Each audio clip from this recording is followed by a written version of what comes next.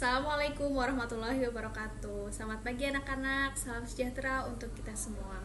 Gimana kabar kalian? Ibu harap kabar kalian selalu baik-baik saja.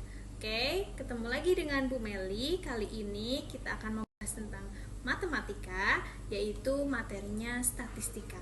Apa sih itu statistika? Langsung kita bahas, yuk.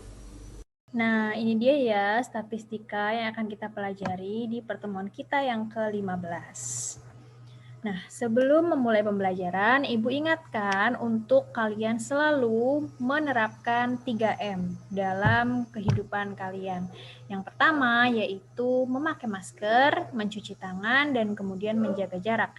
Kita sama-sama menerapkan pola hidup baru agar kita sama-sama terhindar dari COVID-19. Oke? Nah, untuk pembelajaran kali ini, kompetensi inti dan kompetensi dasarnya 3.8, yaitu menganalisis data berdasarkan distribusi data, nilai rata-rata, median, modus, dan sebaran data untuk mengambil kesimpulan, membuat keputusan, dan membuat prediksi.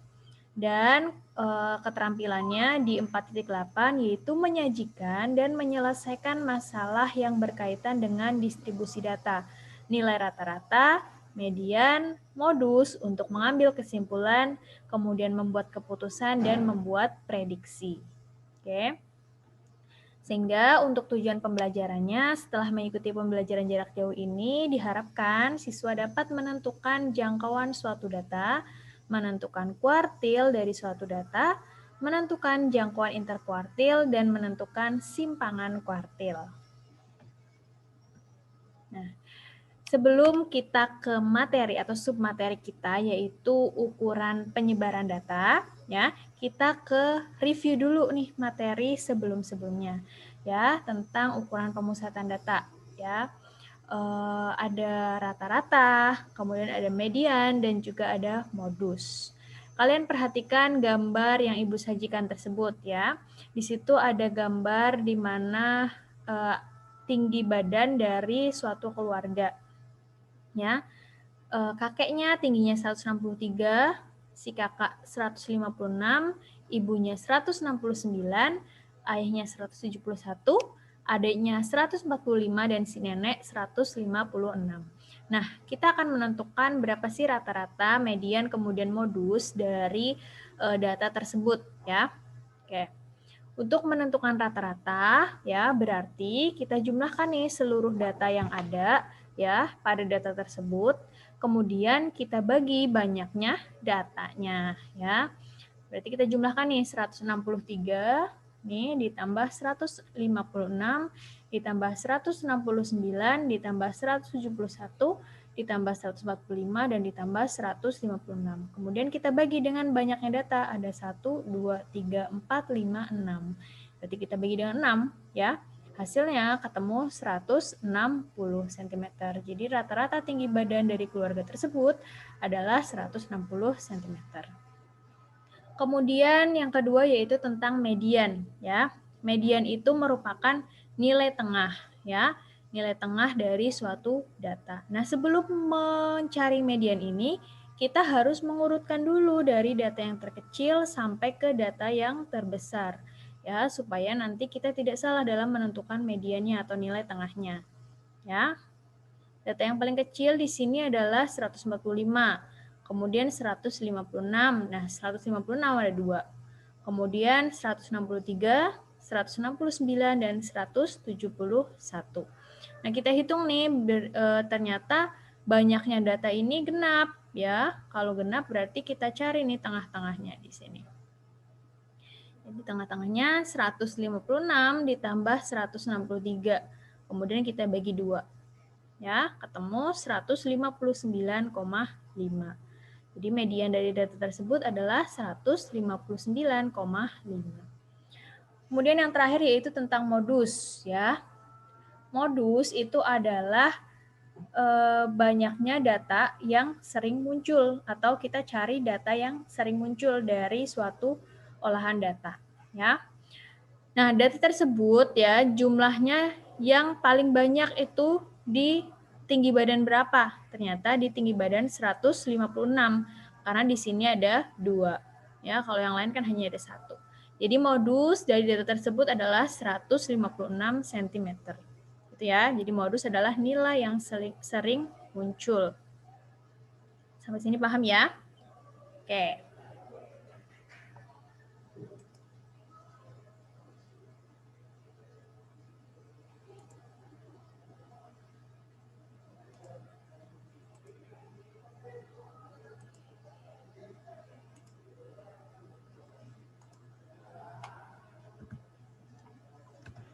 Nah, ketiga data statistik itu ya si rata-rata, median, dan modus itu dinamakan sebagai ukuran pemusatan data ya. Jadi rata-rata, median, modus itu digunakan untuk kita memusatkan suatu kelompok data pada nilai tertentu ya. Kan data itu kan ada banyak sekali ya misalkan. Nah, kalau kita mau fokus untuk cari rata-rata saja, ya kita lihat rata-ratanya ya. Atau kalau kita mau fokus ke nilai tengahnya, berarti kita ke mediannya. Atau kalau ingin kita fokus ke data yang sering muncul saja, berarti kita fokus ke modus. Makanya itu disebut sebagai pemusatan data. Nah, kalau ada pemusatan data, nanti berarti ada juga ukuran penyebaran data. Nah, ini yang akan kita pelajari nih, ukuran penyebaran data. Ya. Nah, ukuran penyebaran data itu ada banyak sekali macamnya ya. Ada jangkauan interkuartil, ada kuartil, kemudian ada simpangan kuartil, ada juga varians, kemudian nanti juga ada standar defisiensi dan lain-lain. Ya. Nah, yang kita pelajari itu ada nanti akan ada jangkauan kuartil, jangkauan interkuartil, kemudian simpangan kuartil. Oke. Nah, pertama jangkauan dulu nih. Jangkauan itu merupakan selisih nilai tertinggi dengan nilai terendah dari suatu data. Ya. Jangkauan atau range ya, nama lain dari jangkauan itu range. Ya. Itu merupakan berarti kan karena selisih, berarti nilai tertinggi dikurangi dengan nilai terendah ya. Jadi dikurangi karena dia selisih. Gitu ya.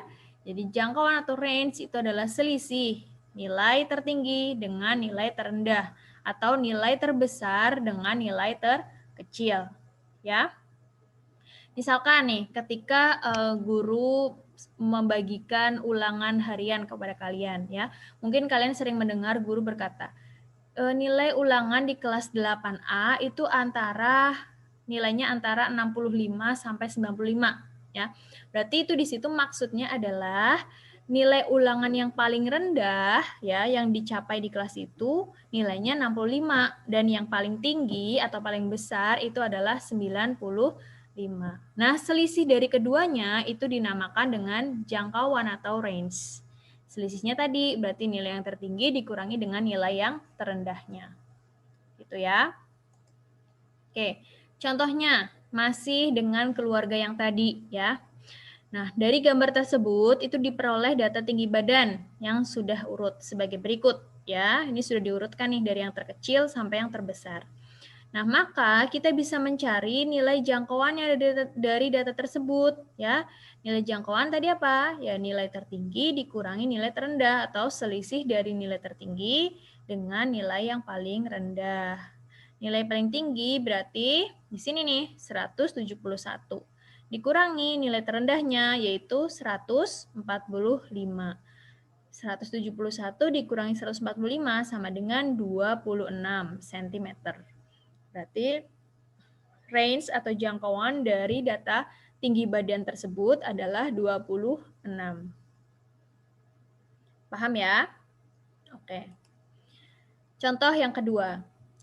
Di sini disajikan sebuah tabel yang menunjukkan panjang beberapa ular sanca atau ular piton. Ya, ini panjangnya itu satuannya kaki atau feet. Ya, ini satuan internasional. Kemudian di sini panjangnya ada 18,5, ada 11, 14 dan seterusnya. 8, 10 dan seterusnya. Nah, di sini kalian disuruh untuk menentukan jangkauan dari si panjang ular sanca. Ya, dari si panjang ular sanca ini kita suruh menentukan range-nya. Ya. Berarti untuk menentukannya, kita harus tahu dulu nih nilai terkecil dan nilai yang terbesar. Tapi sebelumnya, kita urutkan dulu datanya, supaya kita tahu nih, mana nilai yang paling kecil, mana yang nilai yang paling besar. Kita urutkan dari yang terkecil, 5, kemudian 6,25, 8, 10, 11, 12,5, 14, 15,5, kemudian 16,25 dan 18,5. Jadi nilai terkecilnya kita bisa tahu di sini adalah 5. Dan nilai yang terbesarnya kita tahu di sini 18,5. Gitu ya. Nah, udah dapat nilai terkecil, udah dapat nilai terbesar, berarti kita sudah bisa menentukan jangkauannya. Jadi jangkauan dari panjang ular sanca tersebut adalah ya nilai tertinggi dikurangi dengan nilai terendah. Nilai tertingginya 18,5 dikurangi nilai terendahnya 5 sama dengan 13,5. Jadi jangkauan dari ular sanca tersebut adalah 13,5. Paham sampai sini ya? Oke, ini masih sangat mudah sekali. Nah, selanjutnya, perhatikan kembali tabel usia presiden dan wakil presiden saat pertama kali menjabat, ya. Kalian bisa membagi usia presiden dan wakil presiden menjadi 4 kelompok. Kalian juga bisa dengan mudah membaginya dengan menggunakan plot seperti berikut, ya. Ini plotnya. Ini jadi usia dari presiden dan wakil presiden. Nah, dari gambar plot di atas, kemudian kalian bisa membentuknya menjadi seperti berikut. Nah, kan tadi dibagi menjadi 4 ya, dibagi menjadi 4 bagian. Nih, 1, 2, 3, 4. Jadi nanti akan diperoleh ada data terkecilnya, ya. Kemudian ada kuartil 1, ada nilai tengah, dan kuartil 3. Kemudian ada data terbesar. Nah, di sini kita akan tahu bahwa kuartil itu adalah suatu nilai yang membagi data menjadi 4 bagian yang sama. Ya, jadi 4 bagian sama nih, 1, 2, 3, 4. Dibagi menjadi 4 bagian. Kemudian nanti akan terdapat 3 kuartil. Ya, yaitu kuartil bawah atau Q1. Ya, itu adalah data yang berada dalam batas pengelompokan pertama. Kemudian ada kuartil tengah atau biasa disebut juga dengan median, ya, atau Q2. Itu adalah data yang berada dalam batas pengelompokan kedua. Nah, mencari nilai Q2 itu bisa menggunakan rumus median. Ya. Kemudian kuartil atas atau Q3 itu adalah data yang berada dalam batas pengelompokan ketiga. Oke, untuk lebih lanjutnya kita langsung ke penjelasan berikutnya. Ini ya untuk menentukan kuartilnya. Yang pertama, urutkan data dari yang terkecil hingga yang terbesar. Kemudian menentukan kuartil tengah Q2 atau mediannya. Menentukan kuartil bawah Q1 yang terletak di tengah-tengah antara nilai terendah dan Q2. Kemudian menentukan kuartil atas Q3 yang terletak di tengah-tengah antara Q2 dan nilai tertinggi. Atau kita bisa pakai rumus ini. Yang pertama kita harus mencari letaknya dulu nih, letak dari kuartil 1, kuartil 2, kuartil 3-nya itu di mana. Letak QI itu bisa diganti 1, 2, dan 3 ya. Ya, berarti data ke I/4 dikali N plus 1. Maka untuk mencari Q1 berarti data ke 1/4 dikali N plus 1. Q2 berarti data ke 2/4 dikali N plus 1. Q3 berarti data ke 3/4 dikali N plus 1. Untuk lebih lanjutnya, kita langsung ke contoh soal. Tentukan Q1, Q2, dan Q3 pada data berikut. Ya, berarti kuartil 1, 2, dan 3 ya. Yang pertama ini, kita langsung ke penyelesaiannya ya. Nah, datanya ini sudah urut ya. Kan data itu banyak sekali ya. Nah, ini kebetulan soalnya itu sedikit datanya, tapi dia sudah urut juga. Nanti kalau misalkan ketemu soal yang datanya banyak, ya jangan bingung ya. Nanti kita pasti tetap bisa menentukan mana Q1, Q2, dan Q3-nya. Contohnya di sini datanya itu ternyata ganjil ya. Karena ganjil berarti ya kita bisa langsung pertama menentukan nilai tengahnya dulu nih, Q3-nya. Q2-nya, sorry. Ki 2. Ya, berarti di sana ke kiri membagi 3, ada 3 angka, ya, ke kanan juga ada 3 angka. Berarti tengah-tengahnya ini. Berarti 5 itu adalah nilai Ki 2. Nah, selanjutnya berarti kita bisa cari nilai Ki 1-nya, ya di sini. Ya, di tengah-tengah dari bagian bawahnya, ya. Berarti Ki 1-nya 3. Ki 1-nya 3 betul. Kemudian Ki 3-nya ya di tengah-tengah di bagian atas ini. Ya, berarti 7. Ki 3-nya 7. Ini kalau datanya ganjil ya. Terus contoh yang kedua. Ini datanya genap. Ya, 3, 3, 4, 5, 6, 7. Ada 1, 2, 3, ada 6. Ya. Jangan bingung, kita bisa menentukan nilai tengahnya dulu nih tetap. Ya. Kan berarti kalau ini kan tengah-tengahnya antara 4 atau 5 ya. Di antara 4 atau 5 berarti di sini tengah-tengah. Ke sana membagi 3, ke kanan juga membagi 3. Nah, tengah-tengah di sini nilainya berapa nih? Ya, kita bisa jumlahkan 4 ditambah 5, kemudian dibagi 2. Ya, 4 ditambah 5 bagi 2, 9 dibagi 2, 4,5. Nah, di sini kan tengahnya. Berarti untuk Ki 1-nya berarti ya di tengah-tengah dari bagian bawahnya, ya, berarti 3. Kemudian Ki 3 ya tengah-tengah di bagian atasnya, berarti 6. Jadi nilai Ki 1-nya 3, Ki 2-nya 4,5, dan Ki 3-nya 6. Paham sampai sini ya? Kemudian yang C. Datanya ternyata genap juga, ada 1, 2, 3, 4, ada 8. Ya, datanya ada 8. Kita hitung atau kita cari nilai tengahnya dulu nih. Ya, nilai tengahnya ke kiri 4, membagi ke kanan juga 4. Jadi tengah-tengahnya ada di sini. Paham? Oke.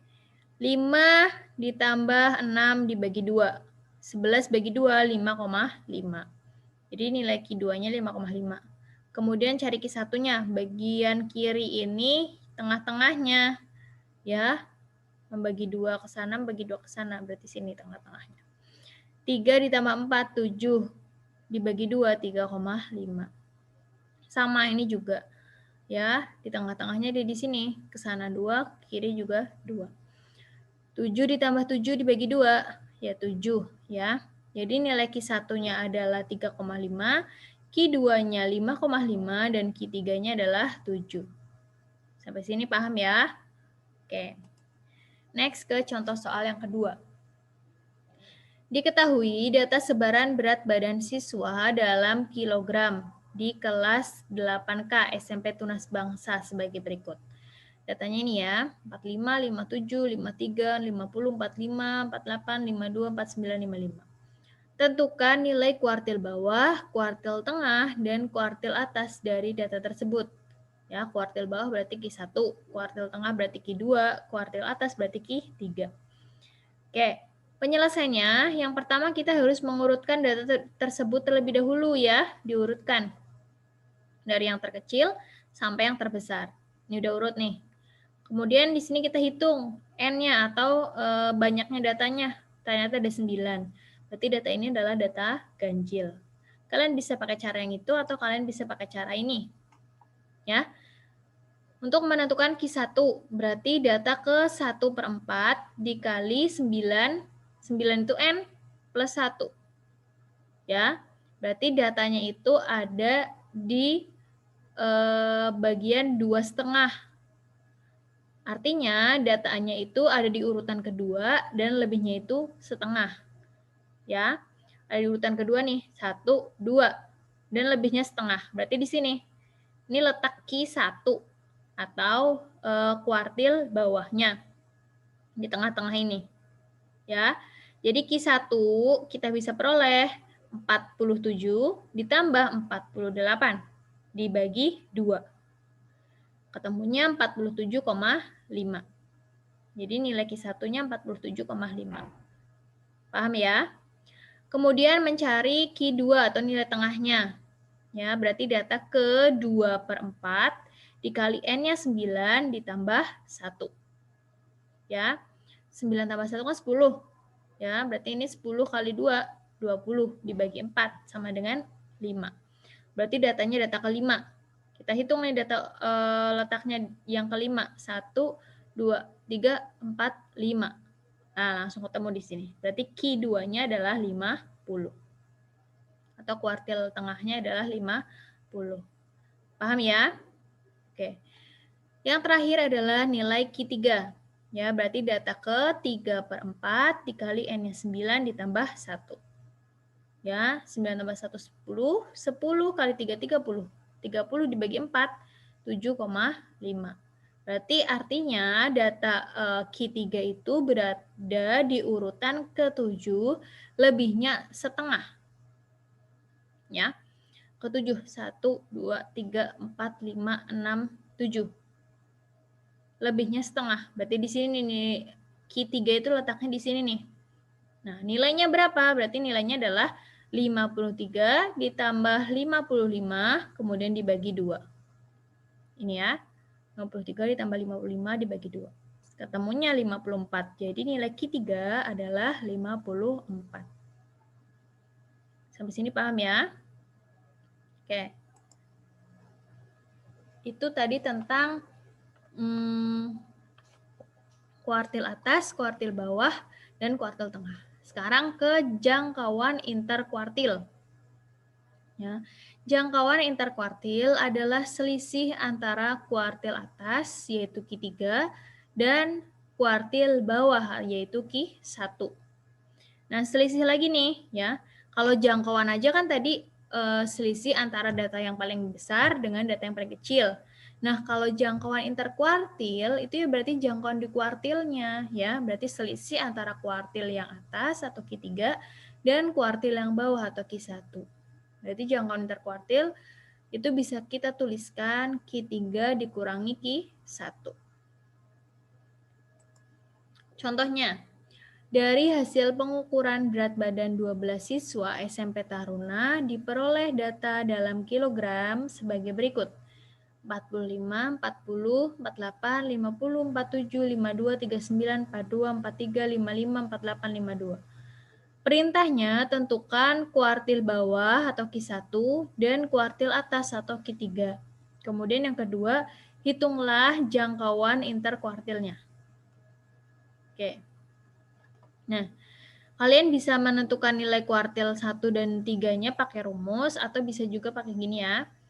Oke, datanya dirutin dulu dari yang terkecil sampai yang terbesar. Kemudian cari nilai tengahnya. Ya. Berarti tengahnya di sini. Ke sini ada 1, 2, 3, 4, 5, 6. Ke sana juga ada 1, 2, 3, 4, 5, 6. Berarti Q2 di sini. Tapi yang kita butuhkan kan kita cuma cari Q1 dan Q3. Berarti abaikan saja nih Q2. Nilainya berapa? Kita hanya tahu letaknya aja di sini. Ya, nilainya nggak usah dicari. Ya. Kemudian kita cari nilai Q1. Nah, Q1 kan di bagian bawah sini ya. Berarti ke sana 3, ke sini juga 3, berarti tengah-tengahnya di sini. 42 ditambah 43 dibagi 2. Ketemunya 42,5. Berarti nilai Q1-nya 42,5. Kemudian yang Q3-nya ke sini 3, ke sana juga 3. Berarti Q3-nya 50 ditambah 52 dibagi 2. 102 dibagi 2, 51.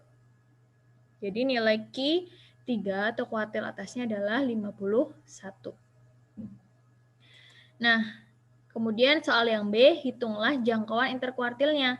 Ya, jangkauan interkuartil tadi apa? Ya, selisih antara kuartil atas dan kuartil bawah. Berarti kuartil atas atau Q3 dikurangi Q1. Q3-nya 51, Q1-nya 42,5. 51 dikurangi 42,5, 8,5. Jadi jangkauan interkuartil dari data tersebut adalah 8,5. Paham ya? Oke. Sekarang simpangan kuartil ya. Simpangan kuartil itu adalah setengahnya dari jangkauan interkuartil ya. Berarti simpangan kuartil adalah setengah dari ya pengertian jangkauan interkuartil tadi, selisih antara kuartil atas dengan kuartil bawah. Berarti setengah dari Q3 dikurangi Q1. Contoh soal. Plot berikut menunjukkan kecepatan 12 mobil balap. Tentukan simpangan kuartil dari data yang diberikan. Ya, ini data yang diberikan dalam kilometer per jam. Nah, terlebih dahulu kita urutkan kecepatan dari mobil balap yang paling lambat ke yang paling cepat. Ya, ini kita urutkan datanya. Dari data yang tadi seperti ini, terus kita urutkan. Diperoleh 220, 230, 230, 240, 240, 245, 250, 250, 250, 260, 260, dan 270. Kita cari dulu nilai tengahnya atau mediannya untuk bisa membagi supaya kita tahu nih Q1 dan Q2, Q3-nya. Oke. Nah, di sini berarti Q2-nya, medianya di sini ya. Ini datanya ada 1, 2, 3, 4, 5, 6. Ada 12. Berarti ke sini membagi 6, ke sini juga membagi 6. Ya. Berarti medianya di sini, Q2-nya. Kemudian kita cari Q1 nih. Nah, Q1-nya di sini. Ya, ke sana 3, ke sana juga 3. Berarti membagi 230 ditambah 240 dibagi 2. Ketemunya 235. Kemudian Q3, ini Q3 ya. Itu 250 ya, ke sana 3, ke sana juga 3. Ditambah 260 dibagi 2 sama dengan 255. Jadi kita cari dulu jangkauan interkuartilnya. Q3 dikurangi Q1. Q3-nya 225 dikurangi Q1-nya 235. Ketemu 20.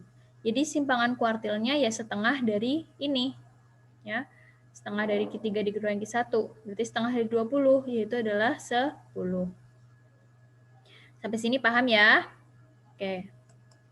Nah, itu tadi materi yang Ibu sampaikan ya tentang ukuran penyebaran data ya. Yang pertama tadi kita belajar tentang jangkauan ya. Jangkauan itu tadi apa? Ya, selisih antara data yang paling besar dari suatu data atau data yang paling banyak ya dengan data yang paling kecil. Kemudian kita juga belajar tentang kuartil ya, ada 3, ada kuartil 1, kuartil 2, dan kuartil 3. Di mana kuartil itu membagi 4 bagian sama rata sehingga nanti ditemukan 3 buah kuartil ya. Kuartil 1 itu sama dengan kuartil bawah ya. Kemudian kuartil 2 itu kuartil tengah atau mediannya, dan kuartil 3 itu adalah kuartil yang atasnya. Ya. Kemudian kita juga udah mencari tentang jangkauan interkuartil ya. Jangkauan interkuartil tadi berarti adalah selisih antara kuartil atas yaitu Q3 dan kuartil bawah atau Q1. Kemudian kita juga udah dapat simpangan tadi ya. Simpangan kuartil itu adalah setengahnya dari jangkauan interkuartil. Nah, Ibu harap kalian bisa memahami materi yang Ibu sampaikan hari ini. Kalian boleh ulang-ulang terus ya supaya sampai kalian paham. Terus nanti kalau ada pertanyaan bisa disampaikan ke guru kalian masing-masing ya. Di kelas 8A dan B dengan Bu Dina, 8C sampai 8F Bu Sinta, dan 8G sampai 8K dengan Bu Meli ya. Selanjutnya, tugas yang kalian harus kerjakan di sini Ibu sudah sertakan link Google Form-nya ya. Terdapat tugas tentang materi kita hari ini yaitu penyebaran data. Nanti bisa kalian kerjakan dan nanti bisa juga langsung kalian lihat hasilnya. Oke, demikian materi yang Ibu sampaikan hari ini. Apabila ada kurang dan lebihnya Ibu mohon maaf. Wabillahi taufiq wal hidayah. Wassalamualaikum warahmatullahi wabarakatuh.